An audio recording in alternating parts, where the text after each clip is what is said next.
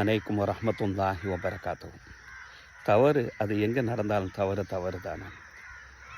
பிற இடங்களில் நடக்கக்கூடிய அந்த சூழ்நிலையில் அதனை விமர்சிப்பதும் அது தவறு என்று வாதிடுவதும், அதே தவறு தான் வீட்டில் தான் சம்பந்தப்பட்ட அந்த இடங்களில் நடக்கக்கூடிய அந்த சூழ்நிலையில் நிர்பந்தம் என்று சொல்வதும், அதற்கு சூழ்நிலை தேவையான காரணங்களை நம்ம மக்களுக்கு மத்தியில் வெளிப்படுத்துவதும் நம்ம மக்கள்கிட்ட சகஜமாக ஆகிவிட்ட ஒரு விஷயமாக ஆகிவிட்டது. தவறு எங்கு நடந்தாலும் அது தவறு என்று ஒப்புக்கொள்ளக்கூடிய நேரத்தில் தான் இறையச்சமும் அந்த இடத்துல வரும்.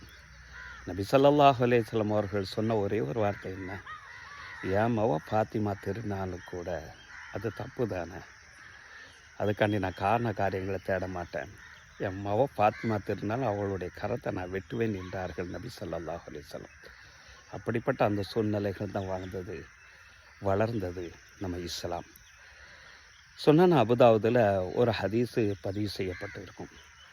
ஒரு இடத்துல ஒரு தவறு நடக்குது. ஒரு இடத்துல அது நம்ம வீடாக இருக்கலாம், நம்ம சுற்றி இருக்கக்கூடிய இடங்களாக இருக்கலாம், நம்ம சார்ந்து இருக்கக்கூடிய இடங்களாக இருக்கலாம். அந்த இடத்துல ஒரு தவறு நடக்குது. அந்த தவறை அந்த சூழ்நிலையில் நம்ம எடுத்து சொல்லக்கூடியது ஒவ்வொரு மனிதனுடைய கடமைகள்.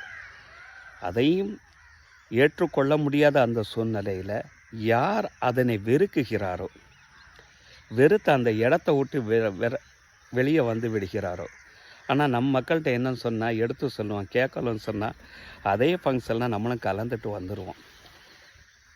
அந்த நிர்பந்தமான அந்த சூழ்நிலைகள் இல்லாமல் நிறைய நபர்கள் குடும்பத்துக்காக வேண்டி செய்யக்கூடிய அந்த சூழ்நிலை கடந்துட்டு வந்துடுவோம். யார் அதை வெறுத்து அந்த ஃபங்க்ஷனில் கலந்து கொள்ளாமல் வருகிறாரோ அவர் அந்த இடத்துல இல்லாதவரை போன்றவர் ஆவார் என்று நபி ஸல்லல்லாஹு அலைஹி வஸல்லம் சொல்கிறாங்க.